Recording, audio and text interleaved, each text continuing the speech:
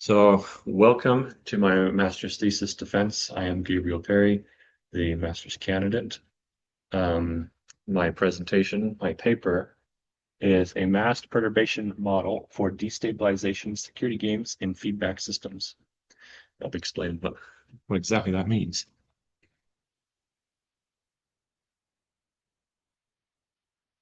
So, the motivation here. So, we're talking about engineering systems and just the concept, the field of control theory. Feedback is often essential for the design and the control of these systems, but it also creates intrinsic destabilization and vulnerabilities, which we have called IDVs for short. These basically is like a speaker and a microphone being held too close together in your system. You want there to be some feedback, but too much, and something might blow up. So these systems, they have these vulnerabilities because of these loops in their dynamics, and we are analyzing them. Particularly, we're interested when there is an attacker involved who is trying to do this intentionally to drive the closed loop out of its stable operating regime. And the practical question for my thesis is to take a fixed plant, and we assume that there are some exposed signals, and we want to allocate a budget to minimize the vulnerability by covering those signals. I'll explain what we mean here. So earlier versions of this feedback mitigation problem focused on finding a system that has minimum vulnerability. But the solutions are often just operators in Hilbert space. And it was difficult for us to look at it and say, oh, well, how do we actually build a physical system that satisfies this particular set of dynamics? So instead, what I was going to do is say, well, let's just say we have a system. We're handed this system. And we know something about the signals that are exposed to an attacker, that they could hook up to each other in these feedback attacks. And we are instead going to say, we're not going to re-implement the system to be more secure. We are going to secure the exposed signals according to a budget in order to minimize vulnerability so that it's a little bit more physically realizable and interpretable. What this work contributes into the literature, so the masked-perturbation model is I take those perturbations that the attacker is attempting to make and I mask them with a binary Hadamard filter. Essentially, just it is modeled as multiplying the attack by 0, and it costs some budget in order to do that, in order to say you can't access this port, you can't access this drive, or whatever. It costs some budget for the defender to do that. And we're going to see that the way that I've set up the formulation, we're going to reduce the problem to just a normal matrix game. And we're going to be able to derive a mixed Nash equilibrium today for a simple example system. Won't be too exciting because it had to fit on the slides, but hopefully I will illustrate the potential of this setup for larger systems. So first, let's wrap our minds around this process of identifying intrinsic destabilization vulnerabilities. So there are three main stages to identifying these things. First, we need a system. So whether we walk up to a power plant or a water utility, we need some definition of how that system behaves, the signals and the constraints and the dynamics between them. We use this to derive the model map, which we call M. And M is the map of the exposed signals that the attacker we suspect has access to. And we isolate the attacker's influence into this delta matrix, this delta operator. And we have M and delta in feedback. The M is doing its thing, and then the delta is reading some signals and perturbing some signals in feedback with whatever is exposed in the system M. Once we isolate the attacker and the access that they have, we have to define what the attacker is capable of. That's the stage 2, the threat modeling. So we specify the dimensional matrix where it hooks up to M, what the budget of the attacker might be. Now that might be the number of perturbations that they can make. That might be the power that they're able to pump into the system, so the norm of the perturbation that they are able to make. And this helps us to identify admissible attacks that we would want to design our defenses against. And finally, in stage 3, we have the vulnerability analysis. We take those attacks and we characterize the vulnerability of the system as being the size of the smallest attack required to destabilize our system. And we use that as the measure because anything smaller, we say our system is secure if the attacker only has this much power or this many writes. And anything larger than that smallest destabilizing perturbation, we lose that guarantee. It doesn't necessarily mean that any perturbation larger than that will successfully destabilize the system, but we do lose the guarantee of stability. And that is built off of Doyle, Zhou, and Glover in their textbook. There's a section on the structured singular value that we go over in Sean's robust control course. Basically, it is the math of what I just described. So you take these perturbations, delta, and you say, what is the smallest perturbation? So the smallest norm, that's what that sigma max term is, the smallest norm perturbation that successfully destabilizes our system. And that's what that determinant equal to 0 encodes, is that delta will destabilize the system. It will make that matrix inverse undefined, and so the system will be unstable. So the classic feedback mitigation problem had some issues. No. It asked for an optimal realization that minimizes vulnerability under a threat model. This was analytically powerful, but it was not ideal, again, when we wanted to change the architecture. And so we are going to reallocate these limited defenses over this attack surface, the rows and columns of M, relative to the attacker delta. And that brings us to my model. So what is my model? So we have the system M there in the top left equation, and we have abstracted away all of the administrative inputs and outputs. So the U and the Y are wrapped up inside of M because we assume it's behaving as the administrator wanted it to. And we have factored out this delta term. So the R term and the W term are the reads and writes that the attacker is able to make. So these are the dynamics as seen by the attacker from W to R, from the writes to the reads. And then the second equation over there is how these attacks are deployed.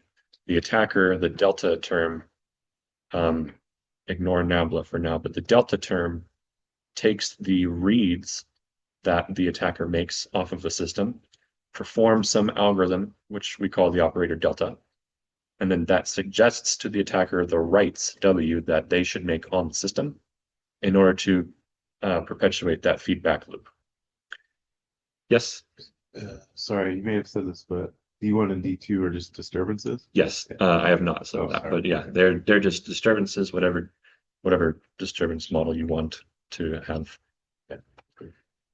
And then that brings us to this nabla term. The nabla term is my main contribution. That is the model of security. So that nabla term consists of ones and zeros. The ones are the signal connections that remain exposed. So when we multiply by 1, the attack goes through unhindered.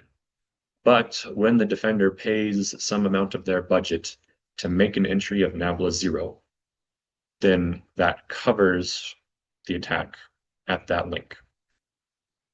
And then below we have the game matrix. Yes. Before we move on, can you maybe tell us what the circle operator is? That is the Hadamard product. So the entry-wise. What?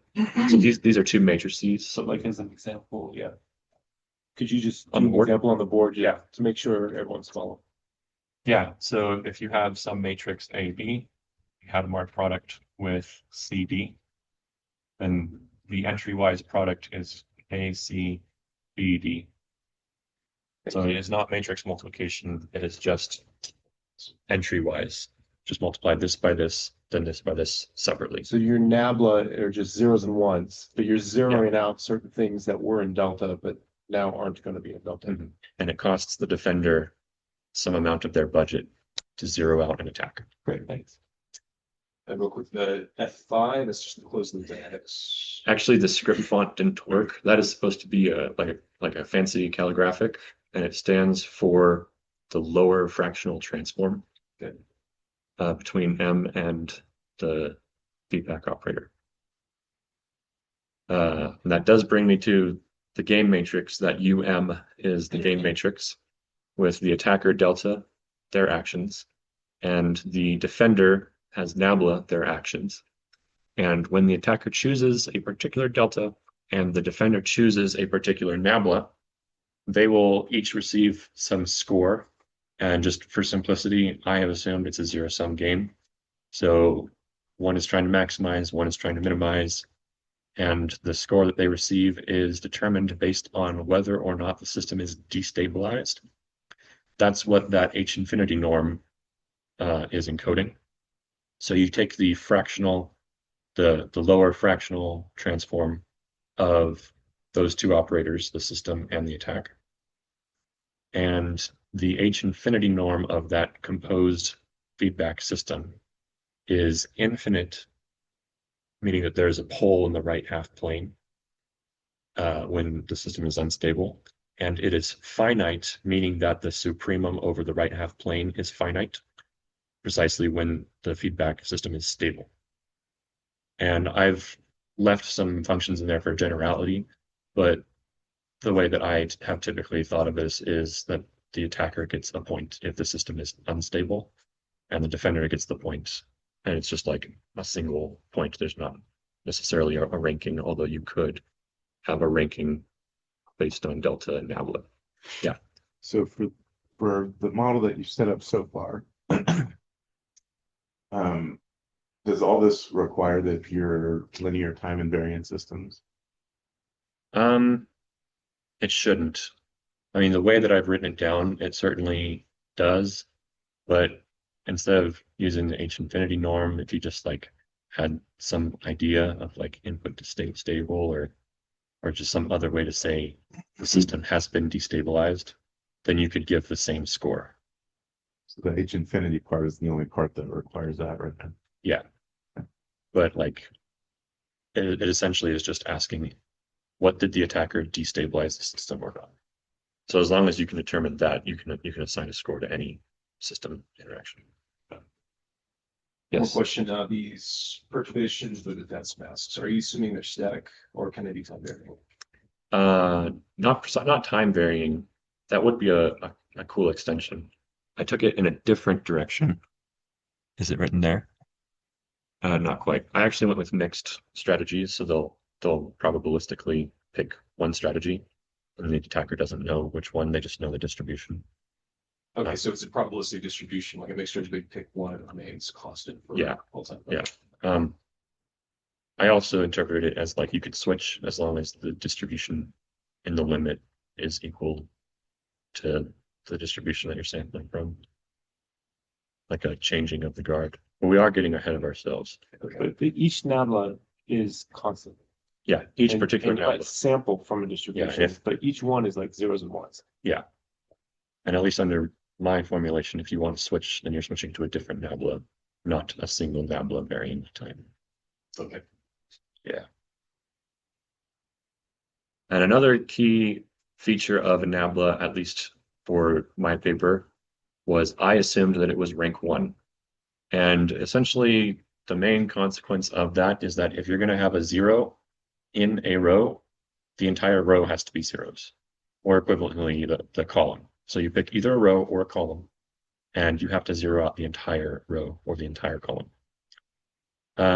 This made more sense to me physically because it's like I am securing this access point. I didn't really understand what it would mean. Like I secured the generator, but only if you're trying to connect from the thermometer. Like the generator isn't secure if you're trying to connect from the voltage reads on the meter. I said, if you're going to secure the generator, like you can't make a connection from it to anything else. And then it also made the math nice because we can rewrite the Hadamard product as this diagonal matrix product. And that essentially is just like take the vector that is eta and put it on the diagonal of a diagonal matrix. So you get like this left scaling and right scaling effect.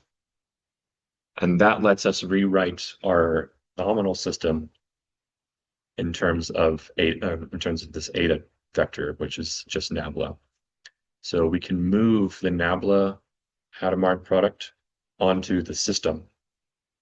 And that helps with attack design, at least from our end, because if we know what nabla is, we can just reduce M to like a smaller system, and then use just textbook delta design to design the delta that destabilizes that defense profile. So it made it easier for us because we know what nabla is.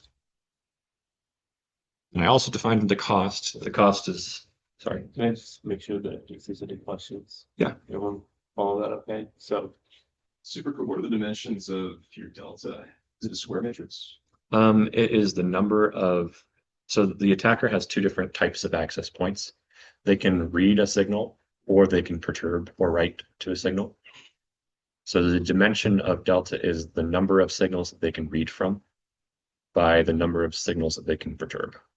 are those equal, or could they be They could be unequal? different. They They could could be even be the different. same signal, but you would model them as being different signals because you would need the reads on one end and the writes on the other axis. I see, and that means the etas can be different as well. So you got basically, okay. Yeah. So those squared, so take the delta. Mhm. We've got the delta and the nabla together in feedback with them. Yeah. And then we like take that nabla, it's just rank one, we can split it apart into these two square diagonal matrices of different size potential. Yeah. Potentially different size squares on either side. And then we can bring them down and put them with the M and leave the delta there. Yeah. And now you've got this new M This with new this M. delta, and now you can do your analysis on that. Yeah. That's what this just said. Is that? Yeah. Did I understand it? Yeah, the analysis and actually designing delta also becomes easier because yeah. But that's essentially what happens is you take this Hadamard product and you split the nabla and you push it down the feedback loop, and then you click it back onto the M system operator. So then delta is all by itself. And down here, it's essentially M Hadamard with nabla transpose because it has to be conforming. So the key to this is this equation that's on the top right, Yeah. which wasn't immediately obvious to me, but I'll trust you that that is true. Yeah. I could imagine that it's true. Yeah, so here's I The should have, lack of imagination on this guy. I should have included a better figure. So we're essentially, my hands are the nabla operator. So the nabla operator is being applied to the attack. We're trying to filter or cancel the attack. But if I split it into this rank 1 decomposition, I can push the nabla operator onto M. So then the analysis and design of delta is the same that it used to be, because now I've changed M. You're applying the effects to the dynamics rather than to the delta. Yeah. Okay. And you'll get a different modified M for every defense profile. So then every attack analysis is dependent on the defense profile. In essence, that just limits the analysis to the dynamics that are left over after mitigation. Is that right? Yeah. Okay. So you're just analyzing what's left over the dynamics after applying your defense and attack strategies. Yeah. Okay. And to play off your imagination, if you look at the M and then the output of the M is now going to go through this diagonal, and the diagonal is zeros on some places on the diagonal, that it's easy to see that that's taking the reads and zeroing out some of the reads, which means he's made those reads secure because delta can no longer see them. And similar for the writes. And so I think it's pretty easy to answer something like that as the opposite industry. Yeah. And then this is the definition of cost for the defender. Basically just the number of entries that you want to zero out in your exposed signals, it costs some amount to cover that signal from the attacker. And you can't exceed the budget when you're designing your defense. So here, every signal costs the same amount. What's capital U? Not necessarily. Oh, okay. What's capital U? Utility. Capital U is the utility. Did we define it somewhere? Yeah, it's why it's utility. Oh, yes. There it is. Whoop. Okay. So Got it. capital U sub M is the game matrix that I defined on the previous slide. Got it. And then A and D are the mixed strategies. So those are probability distributions that sum to 1 for the attacker and defender. And then A sub I is associated with delta sub I. So that's the probability that the attacker plays that delta. The same for the defender. And so this is just like a game matrix that you multiply by you get the expected value of the game.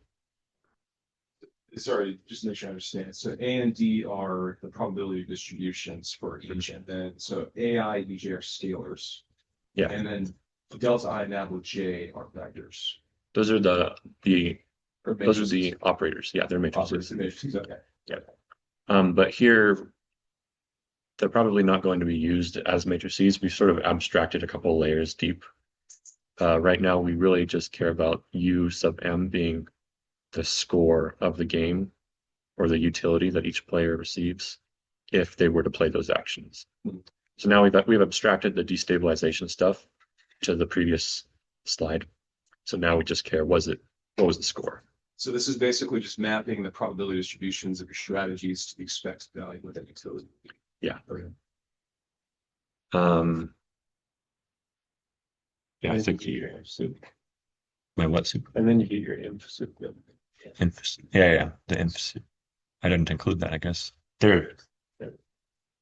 Slides a little out of order, I guess. What's the budget for the attacker?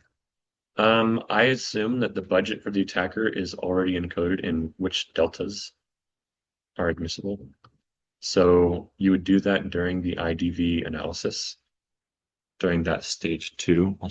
So there's no explicit, so in other words, there's no explicit cost for the attackers encoded into the dictionary of strategies they have. Yeah, so So the it's, only opposition left is for the defender. yeah. Okay. So this stage 2 is where you would identify the model of your threat. Okay. And so that defines what deltas are admissible. So in other words, there's kind of implicit, you don't have like basically an omnipotent attacker. There is like implicit constraints. Kind of okay. Yeah, whatever model, like if your model is a nuke and that's the model that you have for your attacker, then like you have to design a defense against that particular delta. Right. Yeah. Yes, Abel. So in addition, I've been imagining that in addition to this example, also have each attacker, defender, each have like a weight matrix and then up weights that determine how expensive this attacker that to do the node.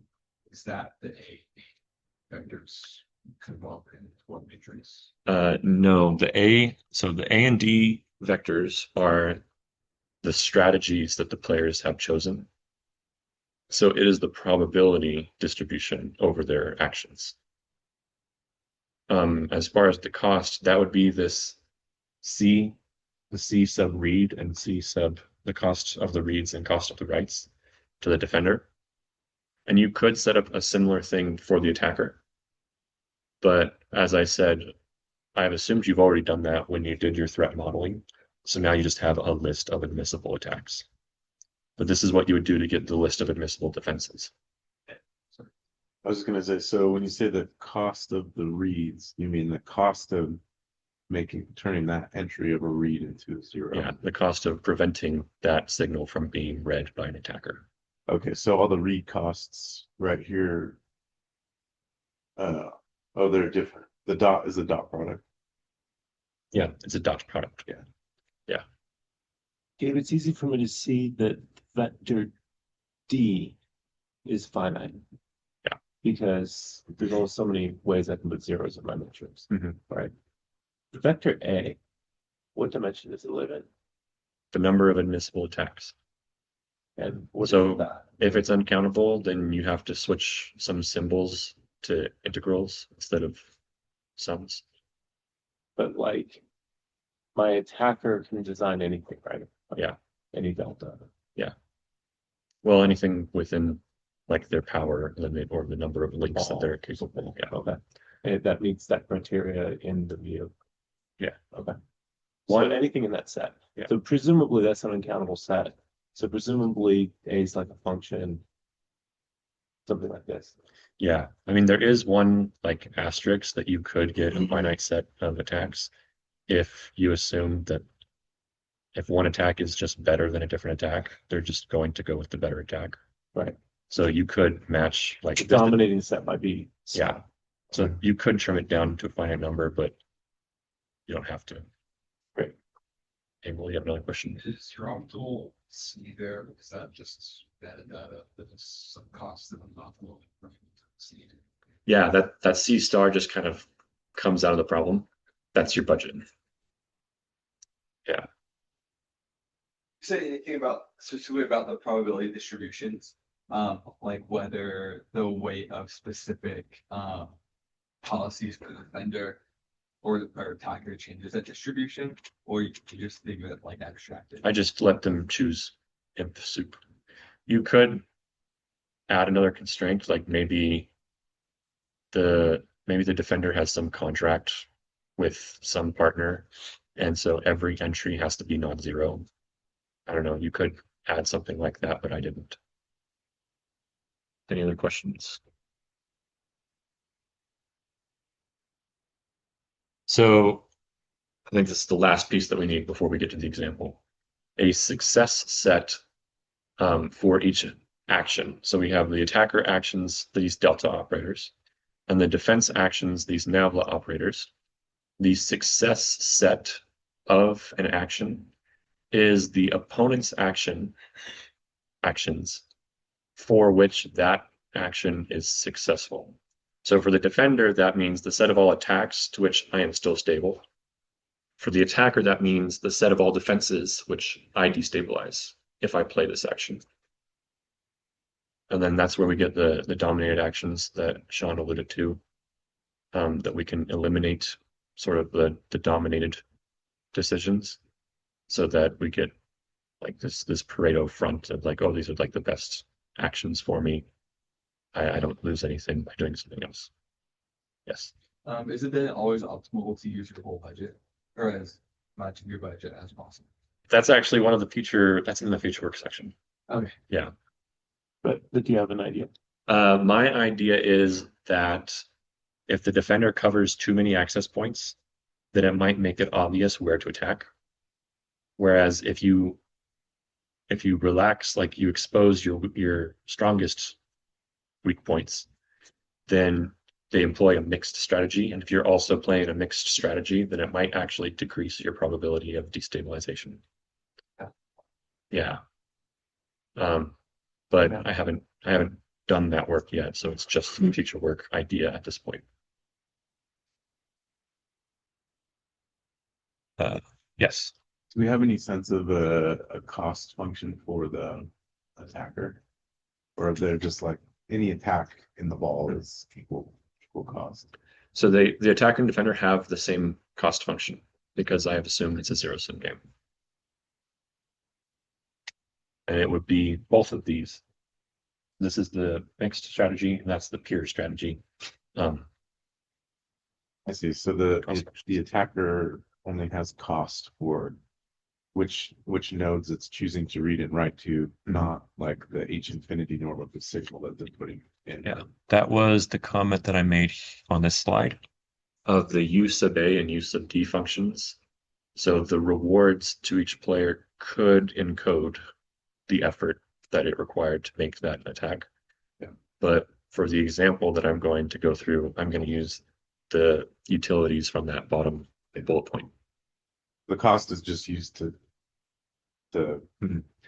define the set of actions. Yeah, but you could easily say, the cost is positive if the attacker wins and negative if the defender wins, but it depends on the norm of the attack or something like that. Got it. Yeah. So we're going to go through just a quick worked example. So the values of the P and K, they are CISO systems. So P and K are both just a rational polynomial. For the particular values of P and K, see the paper, because it's not really that important for the presentation. This is just the model, so that the rows, so the top axis is going to be the attacker's access to perturb the columns, and the left axis is going to be where the reads come out. We can see that. Oh, don't see that. Well, this is just what the M operator is going to end up being. So one axis is the reads and one axis is the writes. We're going to multiply that delta operator in order to make that lower fractional transform, and we'll put it in feedback loop. These are the deltas. It does not matter what the particular value of the asterisks are. See the paper for the particular rational polynomials. I just constructed them using Joe Doyle Glover, that reference 1. It is the smallest norm, the smallest H infinity norm entry that you can put in the asterisk that does destabilize the system. So each of these deltas does destabilize the system. And then our admissible defenses, I listed them out here. I mean, obviously, there's also the all ones nabla, but I'm not counting that. That's the do nothing defense. I'm going to just assume for simplicity that we are going to do something. Now, where did I get those nablas from? Well, I specified costs. So the cost to secure the 2 read signals and the 2 write signals. R1 is a pretty expensive signal, so it's actually not covered in any of these. It's not covered in any of these nablas. That would be the left column. So you'll notice the left column always has at least one, because we can't afford to cover the left column with zeros. And then the total defense budget specifies what combinations of these rows and columns we are able to zero out. And this leaves us with 4 non-trivial defense masks. And so now that we have the attacks and the defenses, we can start to use the Masked-Perturbation model. So we look at these success sets. Is there a question? Admissible defenses, do you have any there below the cost? Yeah, there are some that only cost 1. Go back and Yeah. which one? So R2. So nabla 1 secures the right column. That is R2. It only cost 1. And nabla 4, if you see there, we have secured both the right column and the bottom row. That's because nabla 4 uses both of the covers that cost 1. And one is a column and one is a row. Yeah. And then we look at the success sets of these actions. Just for one example, that very top leftmost entry, the success set of attack delta 1. So attack delta 1 is going to successfully destabilize the system if the defender plays nabla 1, nabla 2, or nabla 4. And likewise for the defender has a success set playing action 1. So the system is stable if the attacker then plays delta 2 or delta 3. And then the bullet points in the bottom just go over dominated actions. So S of delta 3 on the left bottom there is successful against a strict subset of the defense profiles as delta 1. So we just say they're not going to try that one, because if they were going to try delta 3, they could have gotten away with delta 1 anyways, because it covers the same cases. It's successful against the same things and maybe more. That doesn't have to be strict though. The middle bullet point there's a weak domination where nabla 4 weakly dominates nabla 1. because they have the same success set. So I just assumed without loss of generality that they would pick one. And that's kind of a hand wavy thing. Like, how do you know? We know because we are the defender that that's the one that we're going to pick. But if you were trying to think about the attacker, you might not know exactly which one they would prefer. But if they have the same success set, then it shouldn't matter like which one you pick, because the dynamics will be different, but the success set will be the same. Does that make sense? It's the cost of Delta 1 versus Delta 4 again. So the costs, Delta 1 and Delta 2 both cost 1 because you're covering R2 and W2 respectively. Or, sorry, did you say Delta or Nabla? Nabla, sorry. So Nabla. Nabla 1, Nabla 4. Yes, so Nabla 1 cost 1 because we covered R2. Nabla 4 costs 2 because we covered both R2 and W2. So would it be preferable to choose Nabla 1 since the cost is lower? Yeah, probably. And you could say that Nabla 1 dominates Nabla 4, Nabla 4 dominates Nabla 1. It goes both ways, right? Yeah, because it's weakly dominated. Okay. Yeah, that would be a better choice. I didn't think about the costs. I just picked one. And then now that we have a matrix game, we just derive the Nash equilibrium of the matrix game, which in this case happens to be pretty simple. Once we eliminate the dominated strategies, there's only 2 actions to each player that are not dominated. So these are the Pareto efficient actions. And the mixed strategy happens to be 50-50 for both players, which is not interesting, but it is illustrative, and we can still talk about what that means for the suggested defense strategy. Yes, Abel? I'm only familiar with that plus circle notation. That's something, but Yes. So I was about to talk about that. So when you're talking about mixed strategies, you don't just add the entries of the matrices, because these are not just matrices, they are also the action of playing that operator on the system. So for example, if you wanted to mix these two nablas, not that direction, you would not say, oh, the entries are 0.5 everywhere, because that's not the same. Like, you don't have to cover a signal. You have to play a strategy that covers the signal. It's just describing your basically starting distribution, right? So basically your distribution is 0.5, 0.5. Yeah. Okay. So you think of it as a distribution over these operators, not as actually add the entries of the operators scaled by 0.5. And what this suggests is that the delta, well, I mean, we don't know exactly what they are going to do, but their optimal strategy would be to mix between these two 50-50 at a time. And our optimal strategy is to mix between these two defense profiles 50-50 at a time. And what that looks like for our system, it could be guards that are physically patrolling ports. So like if there's, an access panel somewhere and you need a security guard to stand there and make sure no one plugs something in. Maybe you only have enough budget for one security guard, but you have 2 ports. And we just derived the optimal strategy is for them to spend 50-50 time at each control panel. Or any number of other things, like you just randomize. I've thought about like having a dedicated scanner. I only have enough budget to have 1 firewall or 1 scanner for all of my nodes in my network. So it has to like round robin scan all of my servers. So it's like going over one, then it goes over another. And the mixed strategy tells me how often should I probabilistically scan each of my servers with the one software that I am able to afford.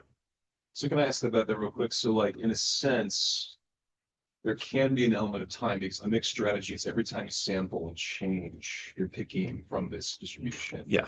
So what's the period in which these are allowed to change? So like what's the period in which it's sampled from the attacker and defender side? Mm-hmm. And is that synchronous? Is it different times or the periods? Like do you have a model for how that is done yet? No, not yet. Okay. Yeah. I do know that once the distribution of an attacker, like once the attacker threat model changes, then you got to rethink things. Okay. Yeah. The other contention I might have with that model of dynamics is once the attacker blows up the system is blown up. Yes, You don't keep going. you don't get a second shot. Yeah. That's all. Yeah. This maybe we should have asked this a few slides ago, but does the defender have knowledge of the attackers costs for attacking certain things? Do we know that it's like really hard to attack something that You could probably do something with that. I didn't assume anything like that. I could see maybe you having some kind of prior on what their strategy will be. Like, oh, they're more likely to attack the easier node, or maybe they're more likely to attack the more effective node. So you could incorporate that into a different flavor of model. But here I just derive the normal Nash equilibrium without any other information. Would the vulnerability be enough? Because the defender knows the vulnerability Mhm. at every possible Yeah. attack point. But you also, as the attacker, you Certain wouldn't. places are more vulnerable than others, and so it knows that. And that means the attacker can destabilize more easily in that place. So the defender does have some information like that. Yeah. That's what you're like if there's two equally vulnerable ones, it'd be so much that knowledge that this one's really difficult to reach. And I'll spend much effort to trying to protect it. Yeah, you could incorporate that into the model. But the reason that I just let the game give me the Nash equilibrium instead of trying to massage it in that way is because you can encode that into the utility matrix. So the game can spit out the right answer if you encode the utilities properly. And it is not, this is something that we definitely know, it is not always optimal to just attack the most vulnerable node, because then the defender knows you're going to attack that node. So they're going to defend that node. So you want to mix, even if it's like obvious, this is the best one, you still want to mix to improve the probability of destabilization. Any more questions? Hey, I already talked about this. This is like the physical interpretations, which is an advantage of my model over previously when we were trying to like minimize the system dynamics, like the actual rational polynomial entries, like minimize the coefficients of that transfer function in order to minimize the vulnerability. You just get some equation out, and it's not entirely obvious how you can implement those dynamics with the real hardware that's available to you. Whereas with this one, like we got a mixed strategy at the end that says you should play this profile this amount of time, this one this amount of time. And so these are some physical real world interpretations of that solution. Any questions about that? So this is just kind of a wrapping it all up conclusion takeaway of what's already been done. On the attacker side, these are open questions as well. Structural and conditions based on shared performance. This is supposed to be the future work section.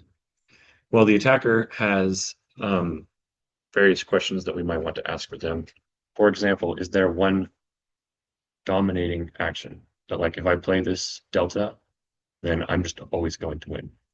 That's simultaneous destabilization against multiple masks. And the simultaneous stabilization problem, which is kind of like the opposite, is proven to be very difficult. I think it's NP hard for stabilizing 3 or more plants. 2 has been shown to be tractable. Well, it's not trivial.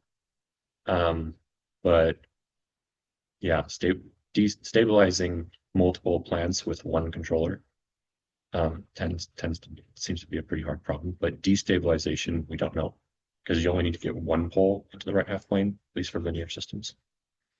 And we also have a nice structure where all of our systems are the same M, just with some of the rows and columns zeroed.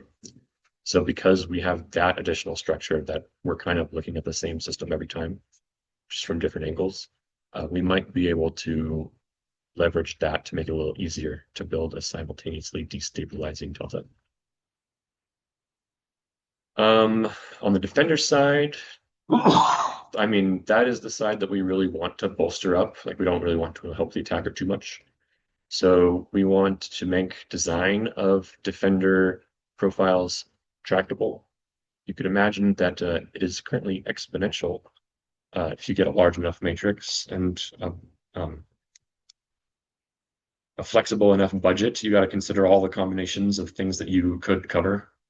And there's like this middle ground where I can cover like maybe half of the things, like which half becomes an exponential sized problem to solve. So there are ideas floating around for my PhD dissertation on having approximation algorithms and putting some greedy guarantees on such an algorithm. Final takeaways. The Masked-Perturbation model turns intrinsic destabilization vulnerability analysis into a budgeted resource allocation problem. So this reduction, along with all of the definitions along the way, are the main contribution of my work. The insight that the rank 1 masks improve physical interpretability and improve the analysis of deltas. That also helps to make the problem more tractable. The dominance reduction also helps to reduce the action space. And as Dr. Yusevich brought up, we might need to think more about tie-breaking rules, particularly with the attacker, because we don't know how they might break ties. Open problems remain on simultaneous destabilization and other variants of questions that we might want to ask about the defender in particular. And then this is the second future work section, I guess. So my thesis primarily covered like linear systems, and I already have a system. How do I cover it with a post hoc defense? We would want to go back and readdress some of the original formulations where if we had the ability to redesign our system to be more secure, how would we make that decision? So that is more involved than just this binary mask. This is like change the polynomial entries of the transfer function in order to minimize vulnerability, which is a more difficult problem. And that is the same slides from earlier. This is what the full FMP would look like. So that transfer function in the top left corner, GYU, is the behavior of the system that has to be fixed, but we have flexibility in the other like hidden state behavior in order to hide from the attacker, to minimize vulnerability, or to increase the size of the largest necessary attack to be successful against us. And we like having big requirements on attacks to be successful against us. And then this is just a shout out to the appendix. So my work with AHT, we were able to form an early solution to that extended FMP problem. I have a Hilbert-Frobenius, sort of a hybrid norm projection theorem based derivation, and then also a linear program that is not over a convex feasibility set though, but it is in the style of a linear program. And I do have code that demonstrates that they at least kind of work. What is at least kind of least? Well, because it's not really a linear program, because it's the vulnerability is not a convex function of the transfer function of the system. So it doesn't actually find a good solution. Oftentimes just saying, I have a feed forward system, there's no feedback, is better than anything the linear program spits out. But I'm hoping over the summer to fix that, and could lead to a good paper on a nonlinear optimization of these systems. And then this is another nonlinear extension. So this would kind of be, at this point, a holy grail for our delta feedback stuff, because in the world of nonlinear systems, like that's how most systems actually are. So we would want to characterize the rights within some like set of like, oh, I want this set of right signals or perturbations from an attacker, cal W. And if I stay inside of there, I want to put like a bound on how big of a gain the attacker would be able to see from my system. And if I can put a bound on the size of the signals that they're able to read from or to have access to, then I could say, well, as long as delta doesn't exceed this gain, then you're going to be projected back into your safe W set, and everything closes up. So like if you start in W, you end in W, in cal W. So like you're not going to leave this regime of inputs and states and such. So then you can show like, oh, it's like input to state stable or bounded or something. Yeah, this would be a really fun result to prove. Would definitely be publishable. Are there any questions?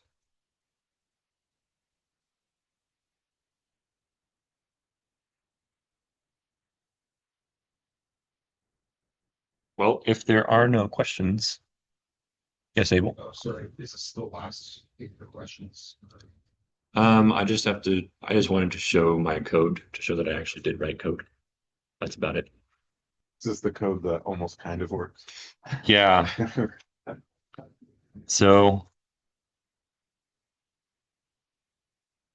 this is I also have it in MATLAB because I wanted to be doubly sure. But yeah, I wanted to be correct. But this is the example that I used in the slides. So you can see here are the nabla operators from the slides, including this one, because the script automatically generates all feasible ones, even though I throw that out.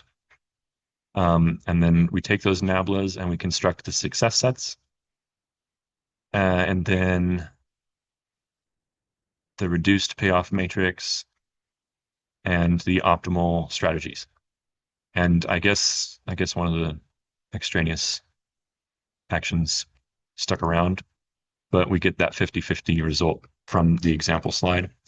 There are also in the appendix some bounds that we came up with in the AHT with our friends at Oak Ridge Labs. Gavin Glenn contributed one of the bounds.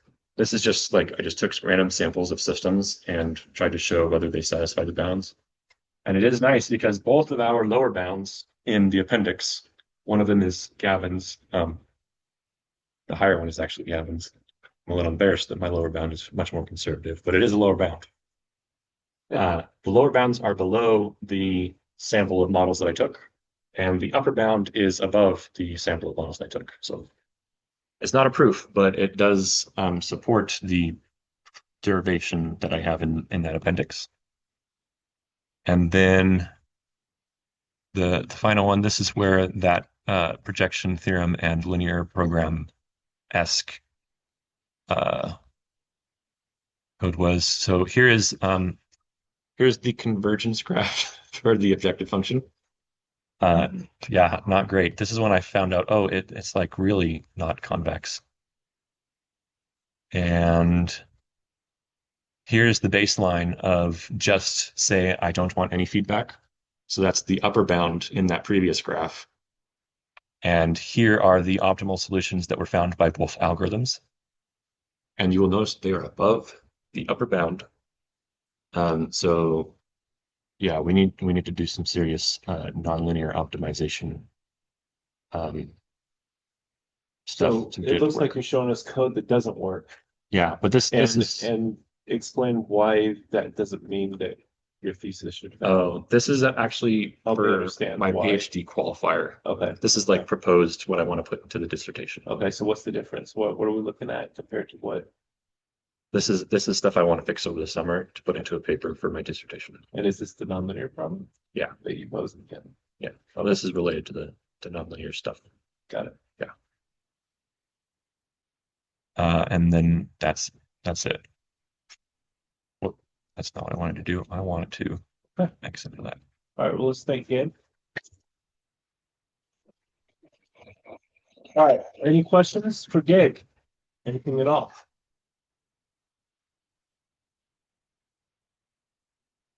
The observability thing. There was like 2 slides ago while teacher work, you were talking about observability concerns. Was this hide? Previous slide. I think it's good question. Okay.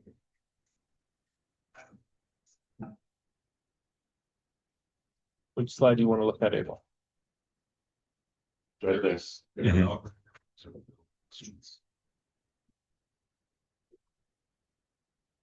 What- I was what wondering, Mhm. what you thought about.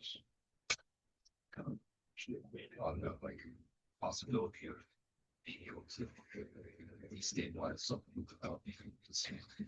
Right, I guess that would kind of render the masks changing somehow. Mhm.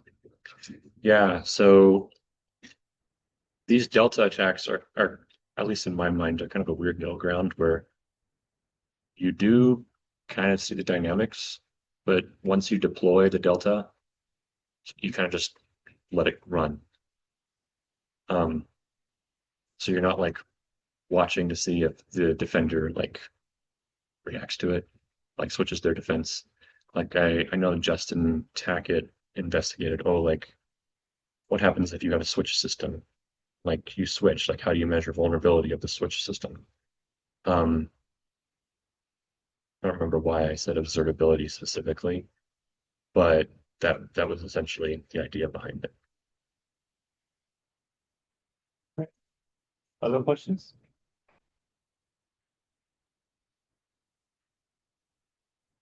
Okay, well then why don't we dismiss you guys? We can deliberate with Gabe